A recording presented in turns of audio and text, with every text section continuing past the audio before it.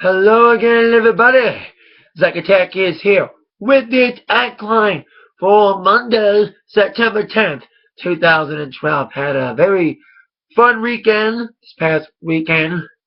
On Friday, mentioned on Friday a little bit, following my Kiss Motley concert this past Thursday night, I went to the Rocky Horror Show in Rochester at the Meadowbrook Music Festival and Outdoor Amphitheater. I'm a huge fan of Rocky Horror Picture Show. One of my favorite all-time movies, top 10. Very campy, very funny. Got to see the musical on Friday, and it was amazing. It was very funny. The people played the roles terrifically. Better than I thought it was going to be. A lot of fun. Crowd was great. Squirt guns and newspapers and all. Too bad we couldn't bring any toast though, or hot dogs or any other props related to Rocky Horror besides a couple things. So it was a very fun night on Friday. This past Saturday, I had my gig for the Liberty Woods Block Party for the 4th year in a row.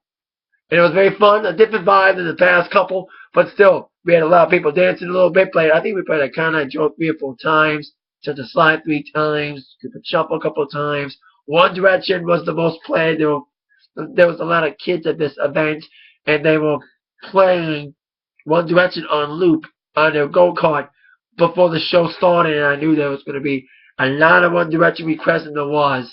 Mostly I think it was like one thing I played like 2 or 3 times. Another album cut from Up All Night, I Want 2 or 3 times. What Makes You Beautiful about 2 or 3 times. So a lot of One Direction requests, got a lot of requests for a lot of things. So it was a very fun night on Saturday. I just got back from Midland, Michigan,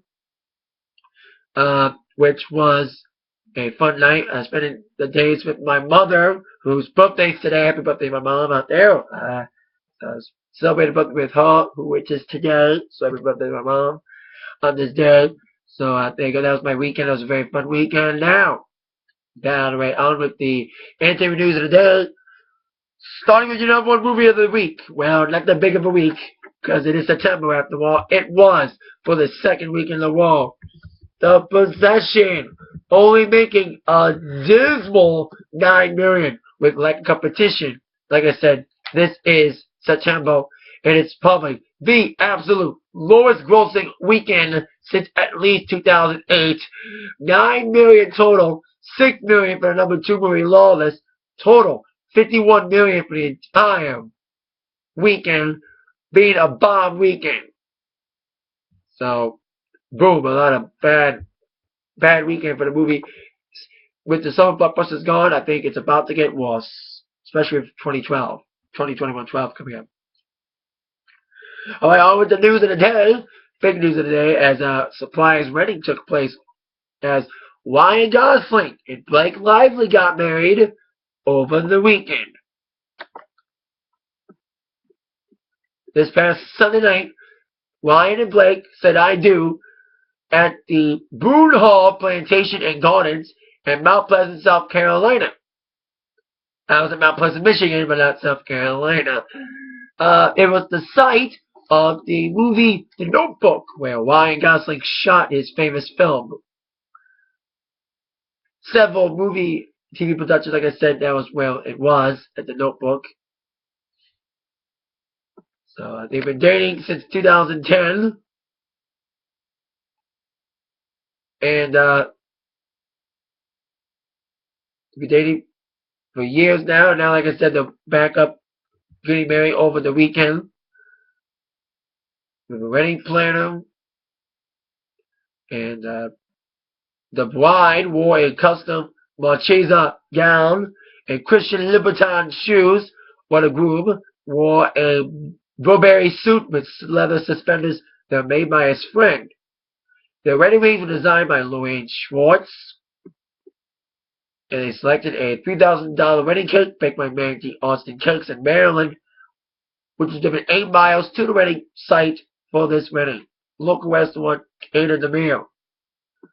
For entertainment, Florence of Florence and Machine performed 3 songs live before a DJ took over. Apparently, the reason why Florence Welch was there to sing was because she's friends with Blake Lively, because Blake's a fan, who got her a gig on her show, Gossip Girl. So there you go. Congrats to Ryan Reynolds, who was married to Scarlett Johansson. Now he's married to Blake Lively. Congratulations to Blake and Ryan on their wedding. Hopefully it lasts longer than Kim Kardashian's marriage. Alright, good luck to you, kids. Good luck to you. Alright. Let's get on down with news about Green Day. Now, Green Day last week had a good but very interesting week. It began with Billy Joe Armstrong being in the hospital in Europe before being released in time for the raucous VMA performance this past Thursday. Well, like Nicki Minaj and Rihanna before them, Green Day's announced details of something after the VMA performance a couple days late, which is their upcoming tour, the Uno Dos Tres Tour.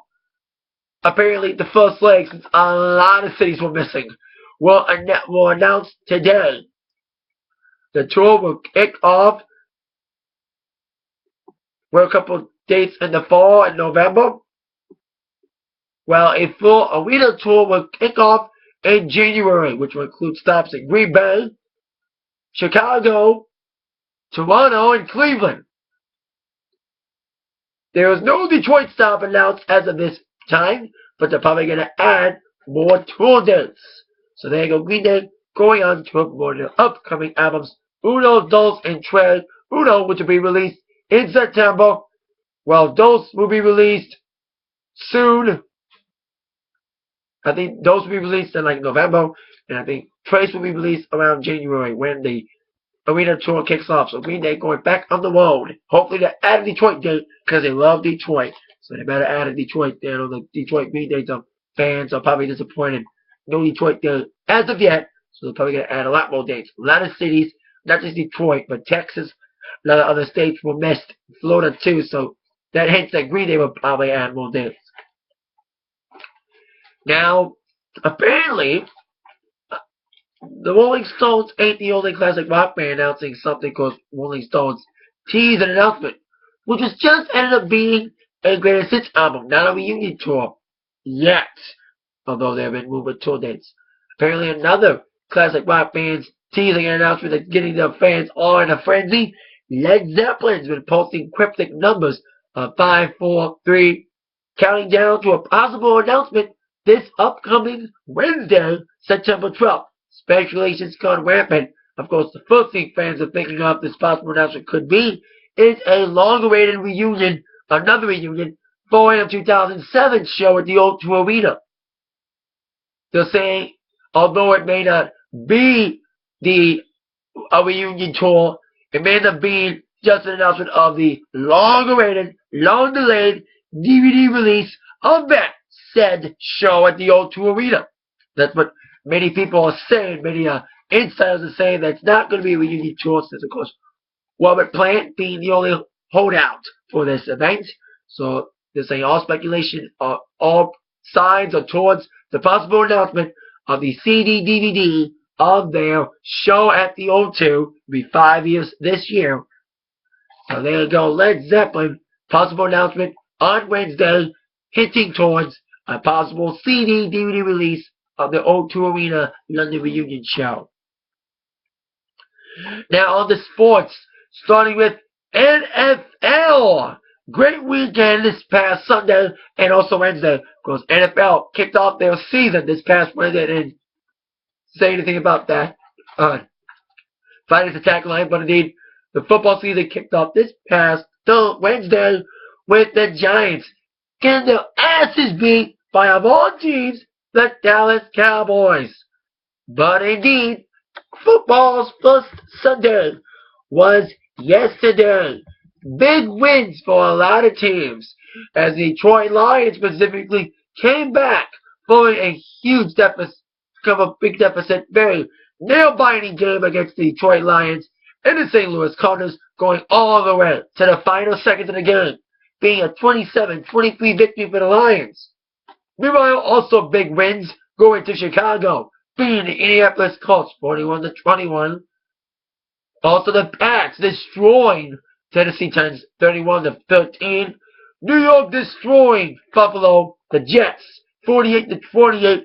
And Peyton Manning in his first primetime regular season start for the Denver Broncos beats the Pittsburgh Steelers 31-19, and the Green Bay Packers' hopes of being somewhat undefeated yet again this year went up in smoke as they lost to the San Francisco 49ers 30-22.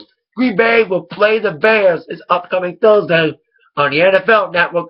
So indeed, football is back. I saw a bit of the Lions game because I was traveling to Midland at the time, but I saw the most of the third quarter at a Pizza Hut in Midland and got to see at least the last few minutes of the fourth quarter, including that last minute one for the Lions after a sucky third quarter. Came back in the fourth. Great win for the Lions. A great win for the Bears and all my other favorite teams, especially Giants losing, so that makes it up for me. And even though the Steelers lost, at least they lost to the Broncos, one of my favorite teams, despite Peyton. I like Peyton, fuck Eli Manning. So there you go. Football is back, baby. Men, rejoice. Alright. Now on to wrestling news, starting with TNA having their pay-per-view last night, the No Surrender pay-per-view, which included the finals of the Bound for Glory series. In the semifinals, James Storm lost to Bully Ray in the first Bound for Glory semifinals match.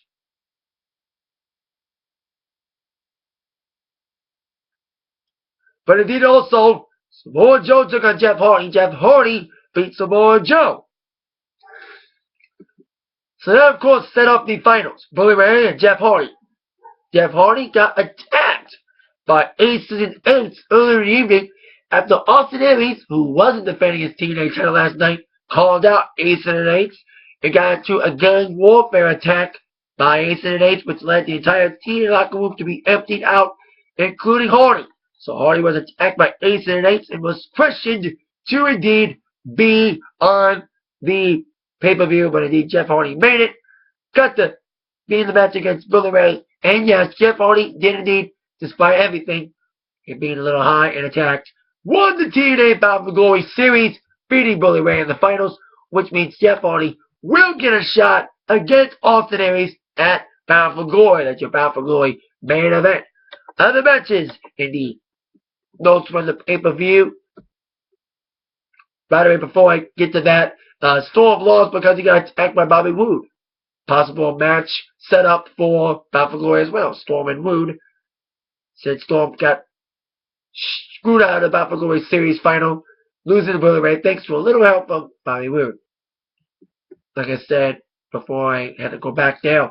Other matches included Knockouts title match between Tara and Miss Tessmacher. Miss Tessmacher retained following an encounter of the Widow's Peak. In the X Division title match, Sanjay Dutt took on Zima Iron. Many people thought Sanjay Dutt should be champion, but indeed Zima Iron, despite many haters, retained the TNA X Division Championship in a decent matchup from what I heard. RVD defeated Magnus in the match. AJ Styles and Kurt Angle took on Daniels and Kaz for the TNA Tag Team titles. But indeed, Kazarian and Daniels retained the titles. So there you go. That was the results of the Bound for Glory series final, and of course, the rest of No Surrender. Now, before I get to War, a lot of WWE news over the weekend, including possible rumors of the long-delayed WWE Network not actually happening. Apparently, a lot of sources are saying that the WWE Network was being a big burden on WWE trying to advertise it. It was supposed to start this year. There was a lot of commercials about it starting this year around WrestleMania time. And the start date's been delayed and delayed and again, delayed again and again and again, which led to possible rumors of the network not happening. Well, apparently WWE is denying those claims, and they're saying that yes, the WWE Network will happen, possibly in 2013, announcing that it will be like an HBO-type pay channel. There will be more details being announced soon about the WWE Network. So there you go, WWE Network being a premium channel. After rumors of it not happening, it is happening still. The WWE channel coming soon after a little delay. Now also, before I get to Wall, WWE announced some of their upcoming DVD releases for 2013. Besides the obligatory pay-per-view DVDs, Some noteworthy releases set to come out for WWE is the Best of Nitro Volume 2 coming out in February, following the success of Volume 1. Also, Bret Hart's unreleased matches coming out in March. The Best of In Your House. Yes, that pay-per-view is going to get Best of coming out in April. Then also, a Goldberg DVD is coming out in May, or in June. The Top 25 Rivalries is coming out. Another ECW DVD. ECW release Volume 2, following Volume 1's release this past summer. The Best of MSG. And in the DVD, a lot of fans have been hoping for. The Best of War Games is coming. Also, a Top 20 Divas Countdown. Triple H biography is coming. The History of WWE. And a 20th anniversary box set for Raw since next year will be Raw's 20th anniversary. So there's some noteworthy release dates. Noteworthy releases for the WWE in 2013, DVD-wise. The release dates for all of it are on WWE.com. So nice releases coming up for WWE next year. Especially Best of MSG, probably some house show clips being released on DVD. And, of course, the Best of War Games. Now, on with my War review for the night, War preview for the night, which will be the last War before Night of Champions this upcoming Sunday, as opposed to the 2008 pay-per-view I got, when B-Dubs had it. Now, top 4 questions that must be revealed tonight. Question 4. What's next for Kane and Daniel Bryan? Well, last week, it seemed that Kane and Daniel Bryan were learning from their anger management classes after all. But that all broke down when Indeed signaled a possible friendship with a hug-out, thanks to the fans. If you didn't see my review last week, I bitched about that. But ended up attacking each other anyway. So we'll see what happens if Kane and Daniel Bryan, and they'll possibly have a match, a real match, or not. Question number 3. What will happen with AJ tonight? AJ's been having a little bit of an issue lately. Last week, it was told that AJ couldn't attack anybody, following her attack on Vicky Guerrero 2 weeks ago, which led to Vicky slapping the taste out of AJ. A lot of people were walking out, including Punk, who did come back, which I'll get to in a moment, and Jack Swagger, who's taking a break. AJ's trying to get her mind on straight with the return of Bret the Hitman Hart tonight since Raw's in Montreal.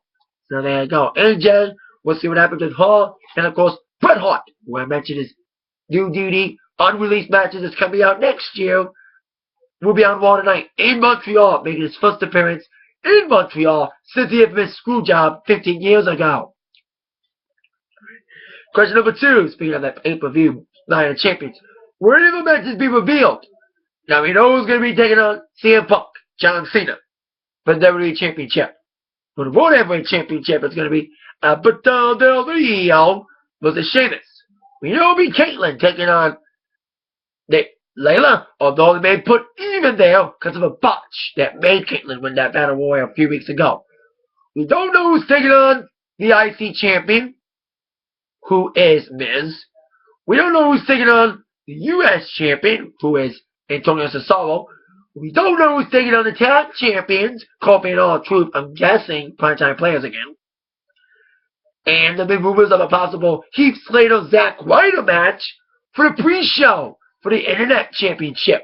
So probably get a lot of matches announced, including the pre-show match tonight on Raw, like they always do, add things before the pay-per-views with not a lot of fanfare, especially for an event named Night of Champions. So probably get the tag title match, US title match, IC title match, cited, and who is going to face the champs tonight, or possibly on SmackDown.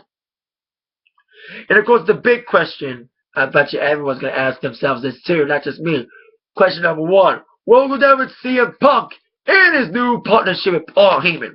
Now, last week's Raw was a shitty one, kind of a crappy one, with an amazing ending, with Alberto Del Rio taking on John Cena in a great Falls Count Anywhere match, with ending with CM Punk helping Alberto win after initially leaving. And finding out that in the call Punk was in was Paul Heyman, citing a possible partnership. So we'll probably find out more about this partnership, and indeed, shit's gonna pop off, man. The perfect storm was not Brock Lesnar at SummerSlam. The perfect storm is Paul Heyman and Punk's relationship. What will go down with that?